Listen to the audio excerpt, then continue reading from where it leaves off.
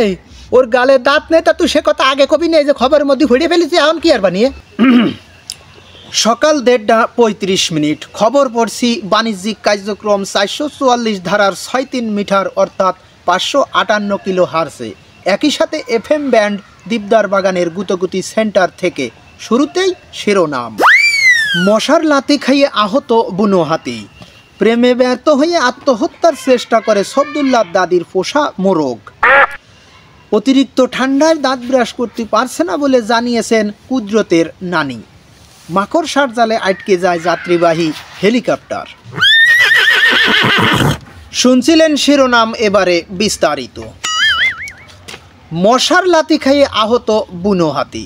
খবরে জানা যায় টয়লেটের বদনা নিয়ে মশা এবং বুনো হাতির মধ্যে তুমুল প্রচণ্ড মারামারি শুরু হয়ে যায়। এক পর্যায়ে মশা তার সামনের জোড়া ঠ্যাং দিয়ে লাথি মারে বুনো হাতিরে। লাথি খাইয়ে 3 দিন অজ্ঞান এবং 6 দিন বেহুশ থাকার পরে নিখোঁজ হওয়ার খবর জানা যায়।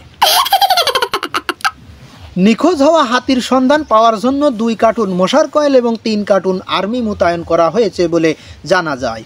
পরবর্তীতে আল্ট্রাসাউন্ডের মাধ্যমে হাতির সন্ধান পাওয়া যায় মনসুর গাজীর বাঁশের ঝাড়ে।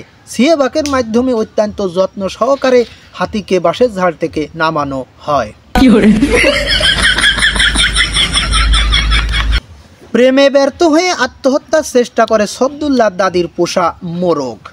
আমাকে পশ্চিমপাড়া নিবাসী শব্দুল্লাহ জানিয়েছেন তার দাদির পোষা মোরগটি পাশের বাড়ির মেহেরুনের মুরগির সাথে গত 16 সাল থেকে প্রেম করার আপ্রাণ চেষ্টা করে আসছে, কিন্তু কোনো কায়দায় তাকে প্রেমের ফাঁদে ফেলাতে পারেনি বলে জানিয়েছেন। ফলে প্রেমে ব্যর্থ হয়ে 13.5 হাত লম্বা একটি কচু গাছের সাথে গলায় দড়ি দিয়ে আত্মহত্যা করার চেষ্টা করে শব্দুল্লাহ দাদির পোষা মোরগ। মাকড়সার জালে আটকে যায় উড়ন্ত হেলিকপ্টার। সংবাদে জানা যায় চিটাগাং থেকে চট্টগ্রামে যাওয়ার পথে একটি উড়ন্ত হেলিকপ্টার আটকে যায় মাকড়সার জালে। জালে আটকে পড়া হেলিকপ্টারের ট্যাঙ্কিতে যে পরিমাণ তেল ছিল তা নিমিষেই চুষে খাইয়ে ফেলে মাকড়সা। ফলে তেল চুমুক দিয়ে খাওয়ার কারণে অত্যন্ত দুর্বল হয়ে মাথা ঘুরিয়ে পড়ে যায় হেলিকপ্টারটি।